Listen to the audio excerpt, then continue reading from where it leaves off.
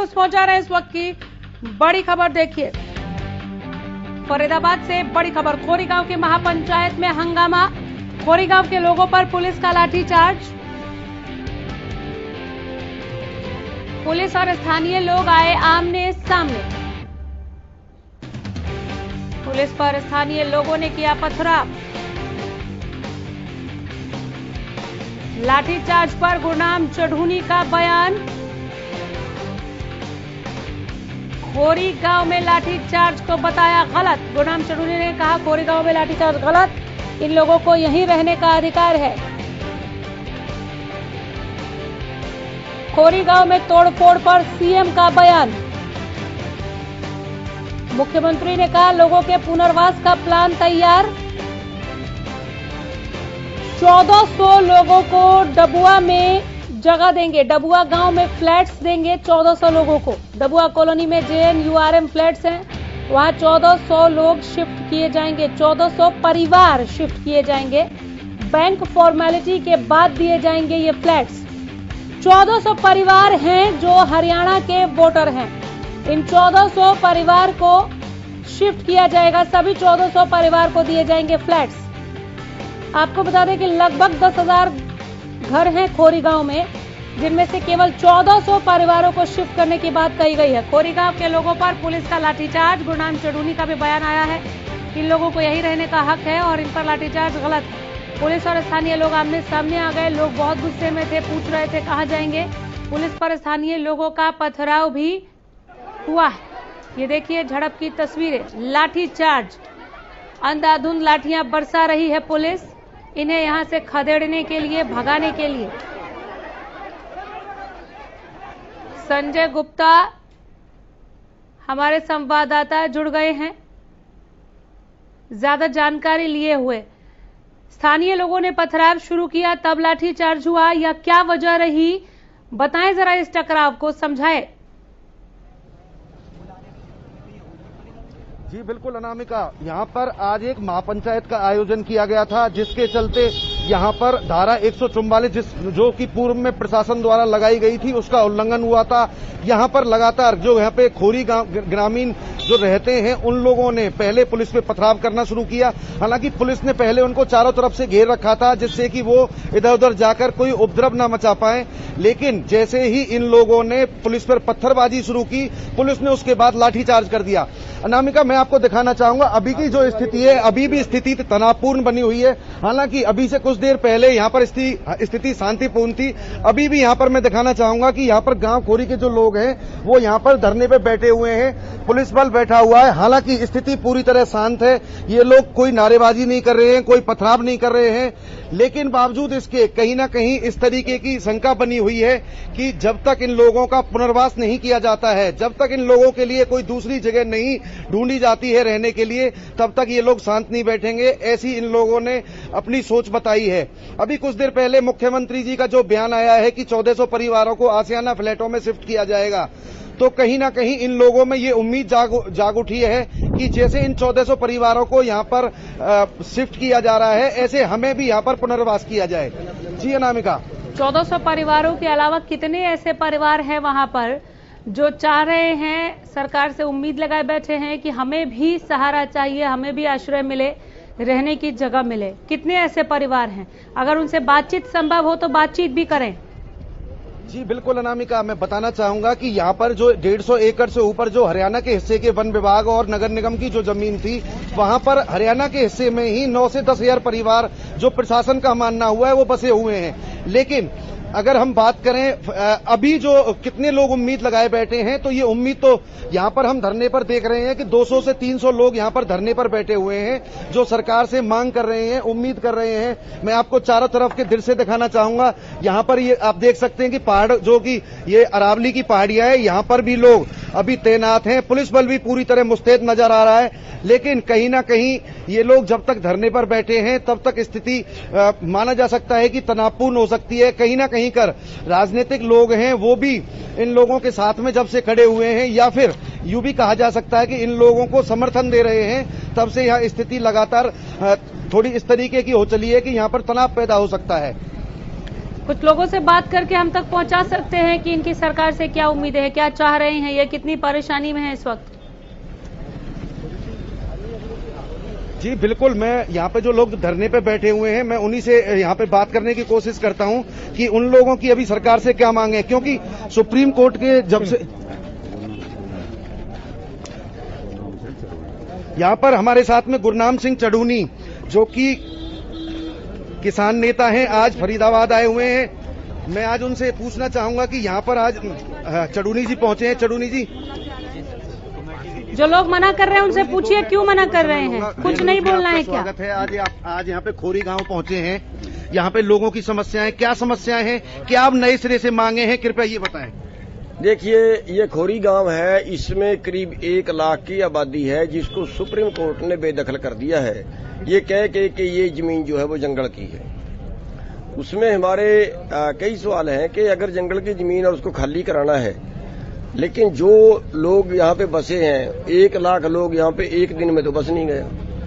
20 साल 30 साल 40 साल में से लोग बस रहे हैं यहाँ, कुछ लोग तो 50 साल से बस रहे हैं यहाँ। तो अब उनको उजाड़ रहे हैं। अगर उजाड़ना है तो कम से कम उनको बसाने का इंतजाम कर दें, उनको बसाने की, उनके विस्थापित करने की उनको जगह दें, और फिर अगर गांव उजाड़ना तो उजाड़ लें। दूसरी बात, इसमें भी भेदभाव है। ये होटल बने हुए हैं, इसमें 7 होटल बता रहे हैं जो बड़े होटल हैं इसी जमीन में, उनको कोई नोटिस खाली कराने का नहीं है। जिन लोगों ने यहाँ इन लोगों को बसाया उन लोगों ने रिश्वतें ले ली, किसी ने 20,000 ली, किसी ने 30,000 ली और जगह रहने के लिए दे दी। उन सब सारे लोगों को ऊपर कार्रवाई होनी चाहिए। ये देश को व्यवस्थित तो करना है। गुलाम चढ़ूनी यहाँ पर धरने पर बैठे हैं, क्या ग्रामीणों के साथ और कब तक बैठे रहेंगे ये भी पूछिए। चढ़ूनी जी, ये जो कार्रवाई है वो सुप्रीम कोर्ट के आदेश के बाद हो रही है। सरकार की भूमिका केवल उनके आदेश की पालना करवाना है, तो आप जो जी आप बताएं। सरकार का काम केवल कानून की पालना करवाना नहीं है, कानून बनाना सरकार की ड्यूटी है। कानून की पालना तो कोर्ट करता है। जो सरकार कानून बना देती है कोर्ट वो कानून लागू करवाता है।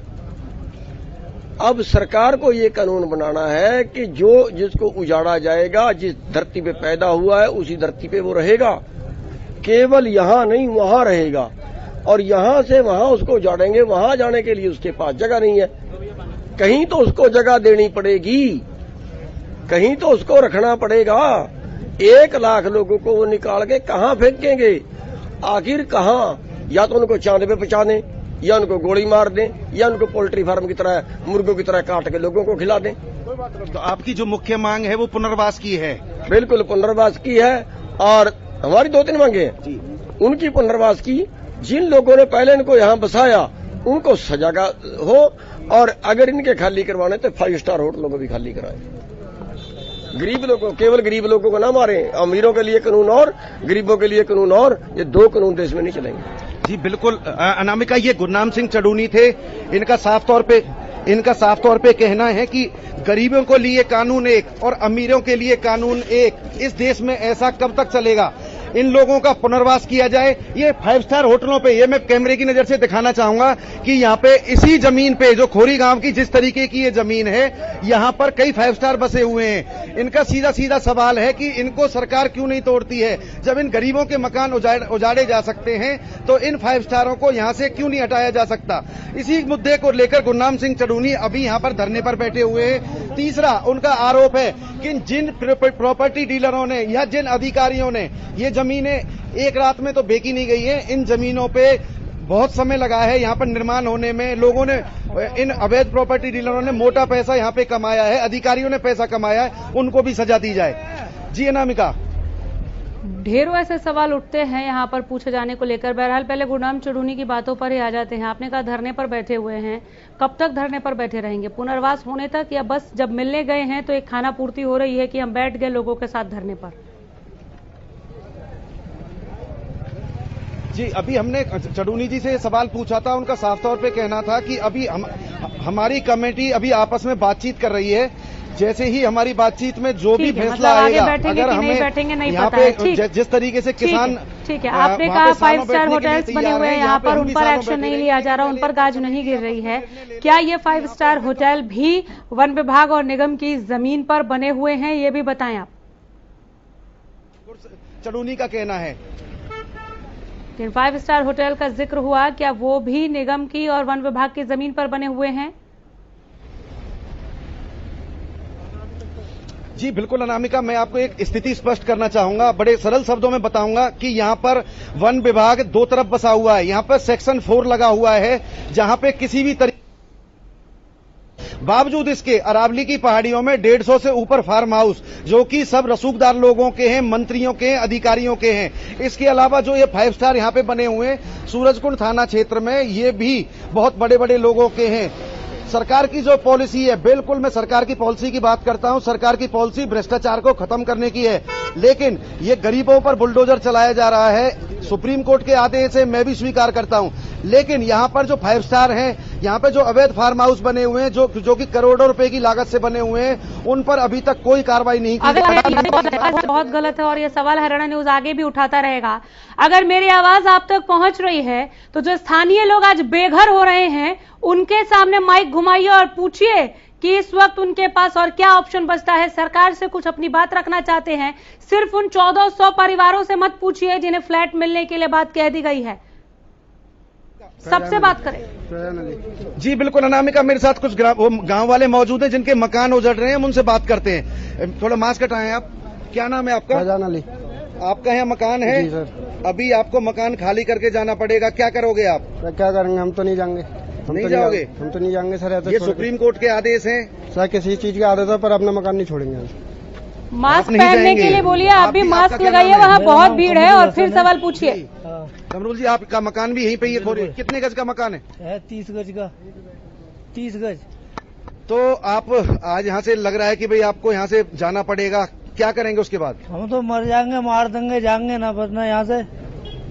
ये जो सरकार बनी है, गरीबों का पेट काट रही है, गरीबों को मार रही है, अमीरों को बढ़ा रही है।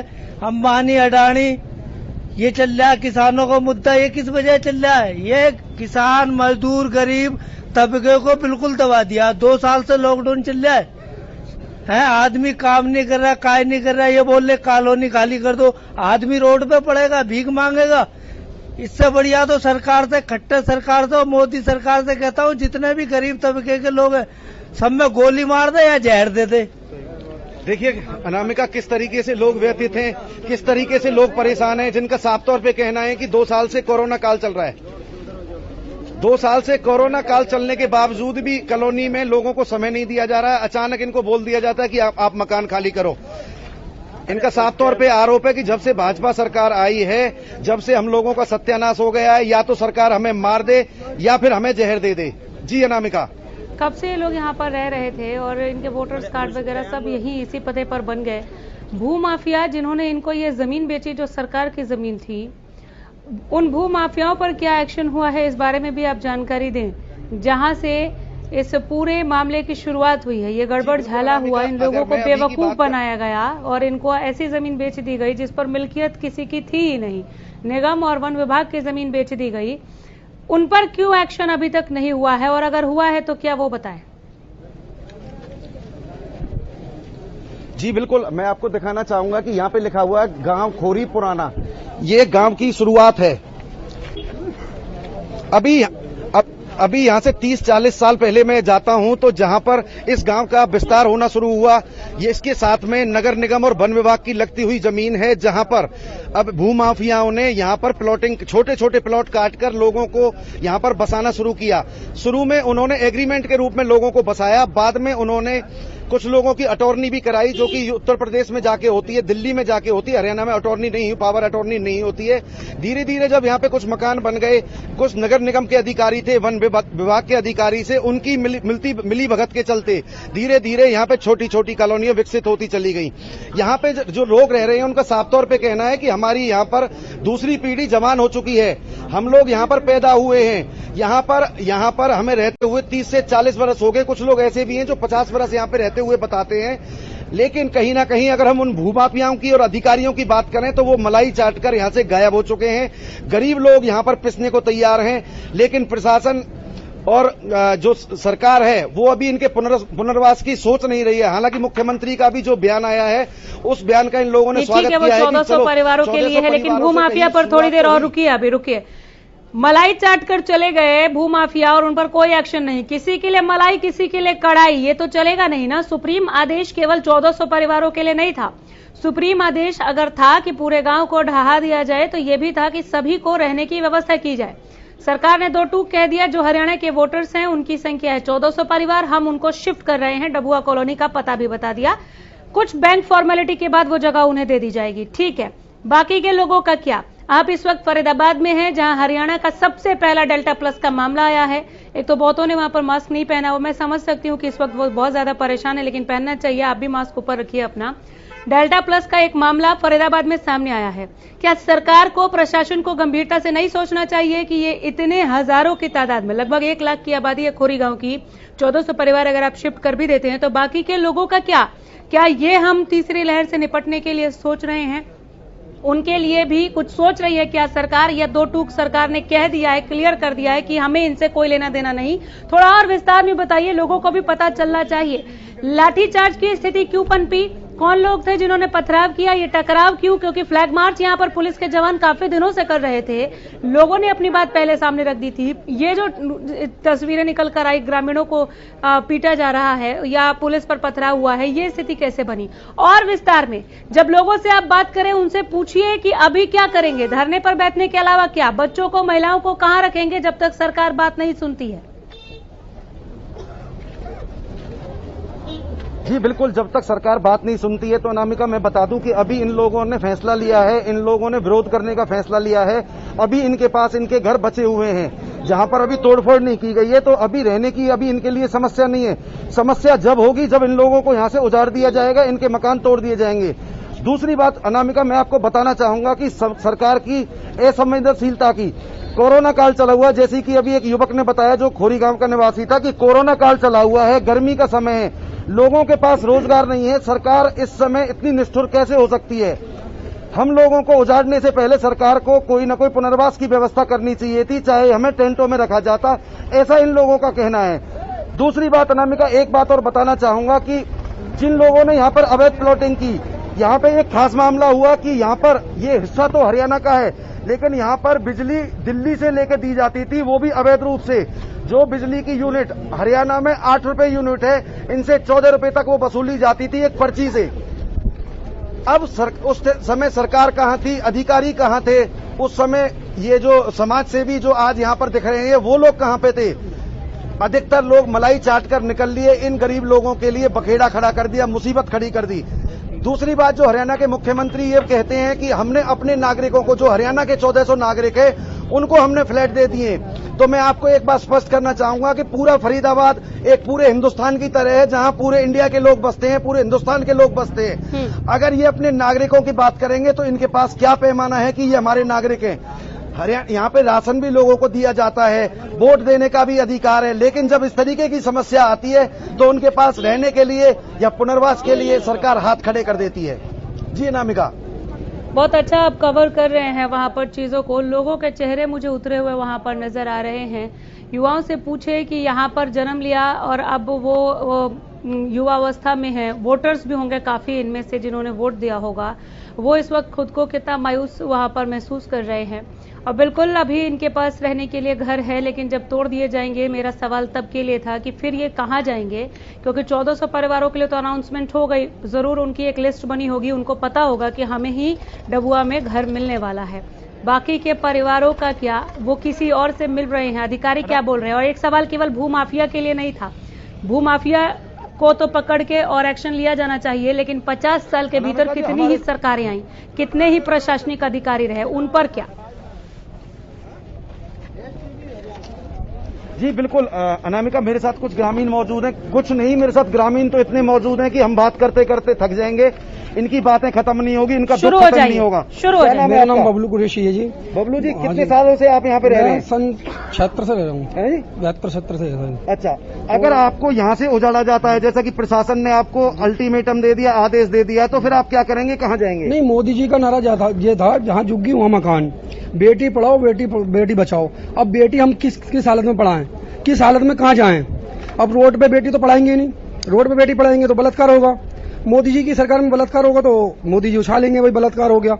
फिर मुद्दा उठाते हैं कि सरकार कौन सी करा रही है, कांग्रेस करा रही है क्या बहुत सी सरकार करा रही है, ये मुद्दा उठाने लगते हैं। अब ये क्या हो रहा है? मोदी जी का नारा जुमला था क्या, जहाँ झुग्गी वहाँ मकान, ये तो जुमला हो गया।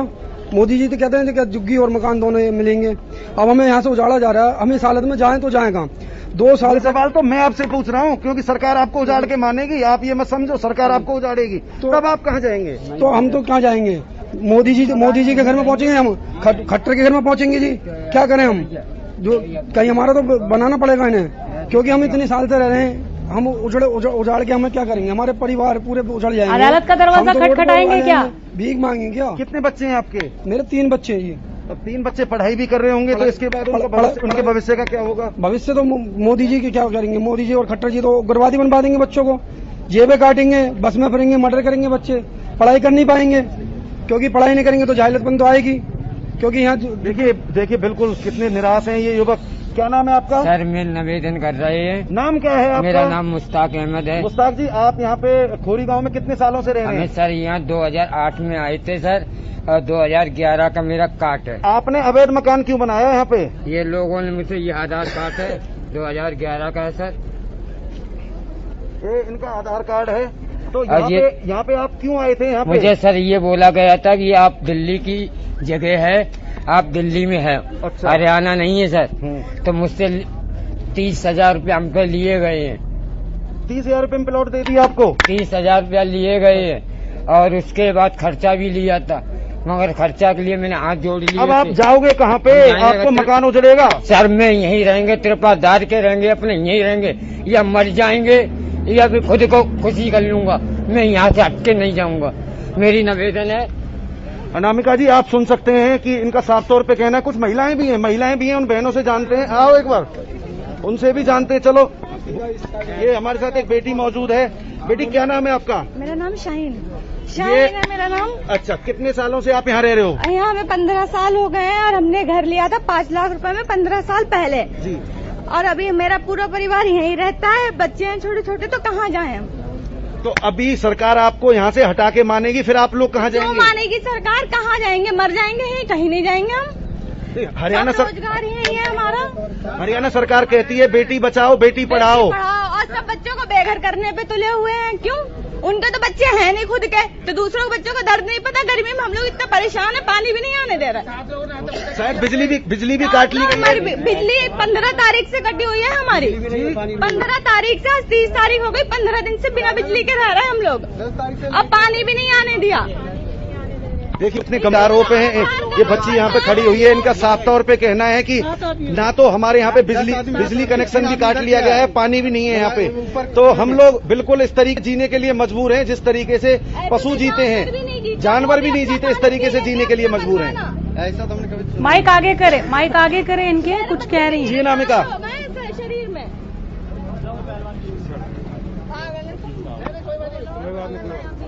मैं इन लोगों की बातचीत ही चाह रही हूँ कि लोगों तक पहुँचे, सरकार तक पहुँचे। जरा और माइक घुमाएं, और भी लोग आपसे बात करना चाह रहे हैं। लेते थे, वन विभाग वाले भी लेते थे, नगर निगम वाले, सब। एक मिनट जी अनामिका, एक बार दोबारा सुनना चाहूंगा।